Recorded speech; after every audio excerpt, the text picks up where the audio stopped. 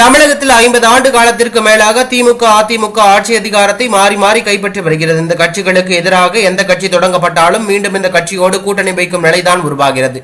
இந்த நிலையில்தான் திரைத்துறையில் நம்பர் 1 இடத்தில் இருக்கும் போதே மக்கள் சேவைக்காக களமிறங்கியுள்ளார் நடிகர் விஜய். 2026 ஆண்டு சட்டமன்ற தேர்தலை அவர் இலக்காக கொண்டுள்ளார்.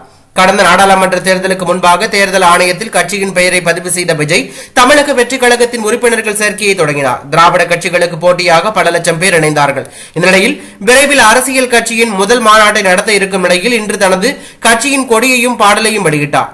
நடிகர் விஜயின் கட்சி கொடியில் அடர் சிவப்பு மஞ்சள் நிற பின்னணியில் 2 போர் யானைகள் வாகை மலர் ஆகியவை அந்த கட்சி கொடியில் இடம்பெற்றுள்ளது. இதில் யானை சின்னத்தை நெட்டிசன்கள் ட்ரோல் செய்து வருகிறார்கள். இதனிடையே நடிகர் விஜய்க்கு ஷாக் கொடுக்கும் வகையில் பகுஜன் சமாஜ் கட்சி களத்தில் இறங்கியுள்ளது. நடிகர் விஜய் கட்சி கொடியை அறிமுகப்படுத்தப்பட்ட நிலையில் தங்களது எதிர்ப்பை பதிவு செய்துள்ளார்கள். இந்த நிலையில்தான் தற்போது பெரும் பரபரப்பை ஏற்படுத்தும் சம்பவம் நடந்துள்ளது. தமிழக வெற்றி கழகத்தின் கொடியில் இடம்பெற்றுள்ள யானையின் சின்னத்தை நீக்க கோரி பகுஜன் சமாஜ் கட்சி சார்பில் தமிழக வெற்றி கழகத்தின் தலைமையகத்திற்கு கோரிக்கைகள் வைக்கப்பட உள்ளதாக தகவல் வெளியாகியுள்ளது.